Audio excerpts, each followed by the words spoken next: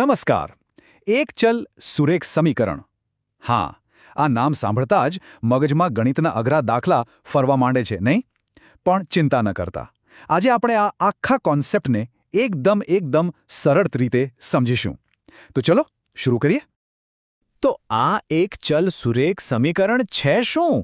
જુઓ, આ શબ્દ ભલે મોટો અને થોડો ડરામણો લાગે, પણ જો આપણે તેને 3 સાદા ભાગોમાં વહેંચી દઈએ ને, તો ખ્યાલ આવશે કે તે કેટલું સહેલું છે. ચાલો એ જ કરીએ. સૌથી સારો રસ્તો છે કે આપણે દરેક શબ્દને અલગ સમજીએ. ચલ, સુરેખ અને સમીકરણ, આ દરેકેનો પોતાનો એક ખાસ અર્થ છે. ચાલો એક કરીને જોઈએ. તો પહેલો શબ્દ છે ચલ. આ છે શું? સમજો કે આ ગણિતનું એક નાનું રહસ્ય છે. એક એવો સિમ્બોલ જેમ કે x, y કે z, જેની અંદર કોઈ કિંમત છુપાયેલી છે અને આપણું કામ છે એ કિંમતને શોધવાનું. બિલકુલ એક ખજાનાની શોધ જેવું જ. ઓકે, હવે બીજો શબ્દ સુરેખ. આ શબ્દ થોડો ગૂંચવી શકે છે, કારણ કે અહીં સુરેખનો અર્થ કોઈ સીધી લીટી નથી. ના, બીજગણિતની ભાષામાં આનો અર્થ એ છે કે આપણો જે ચલ છે ને, એની ઘાત એટલે કે એના માથા પરનો આંકડો હંમેશા એક જ હોય. એટલે કે x² કે y³ જેવું કંઈ નહીં, ફક્ત x. બસ. અને છેલ્લો શબ્દ સમીકરણ. આ તો સૌથી સહેલું છે.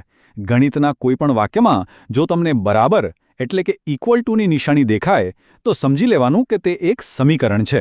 એ એક ત્રાજવા જેવું છે, જ્યાં બંને બાજુનું વજન સરખું જ હોવું જોઈએ. સારું, તો હવે આપણે ત્રણેય શબ્દોનો અર્થ જાણી ગયા છીએ. ચલ, સુરેખ અને સમીકરણ. ચાલો હવે આ બધાને જોડીને આખું ચિત્ર સ્પષ્ટ કરીએ. આને ઓળખવા માટે ફક્ત બે જ સરળ નિયમો છે. જોઈએ એ કયા છે. પહેલો નિયમ: સમીકરણમાં ફક્ત એક જ પ્રકારનો ચલ હોવો જોઈએ.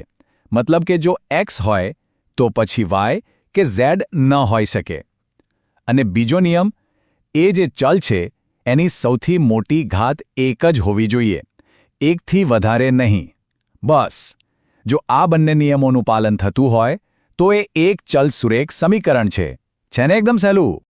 તો આ બધાનો સાર શું નીકળ્યો? એકદમ સાદી ભાષામાં કહીએ તો એક ચલ સુરેખ સમીકરણ બીજું કંઈ નથી પણ એક એવું સમીકરણ છે જેમાં ફક્ત એક જ અજ્ઞાત અક્ષર હોય, અને એ અક્ષરની તાકાત એટલે કે એની ઘાત હંમેશા એક જ હોય. બસ આટલી જ વાત છે. પણ એક સવાલ થાય કે આ બધું શીખવું શા માટે જરૂરી છે? એનું કારણ એ છે કે આ બીજગણિતની દુનિયામાં પ્રવેશવાનો દરવાજો છે. આ એકદમ પાયાનો કોન્સેપ્ટ છે. જો આ પાયો મજબૂત હોય ને, તો ભવિષ્યના ગણિતના મોટા પડકારોનો સામનો કરવો ખૂબ જ સરળ બની જાય છે. અને કદાચ યાદ પણ હશે, ધોરણ 6, 7 અને 8માં આ જ પ્રકારના સમીકરણો આપણે ઉકેલતા હતા. આને બીજગણિત નામના મોટા મકાનનો પાયાનો પથ્થર કહી શકાય. અને આપણને ખબર જ છે કે જો પાયો મજબૂત હોય તો જ આખું મકાન ટકી શકે. સ્ત્રોતમાં પણ આ જ વાત કહેવાય છે કે તેઓ એક ચલ સુરેખ સમીકરણ છે, કારણ કે પદાવલીમાં ફક્ત એક જ ચલ હોય છે અને સમીકરણમાં ચલની અધિકતમ ઘાત 1 હોય છે. આ એક વાક્ય આખા ખ્યાલનો સારાંશ આપી દે છે. તો અત્યાર સુધી આપણે એક ચલ અને એકની ઘાતવાળા સમીકરણોની વાત કરી. પણ અહીંયા જ બધું પૂરું નથી થતું.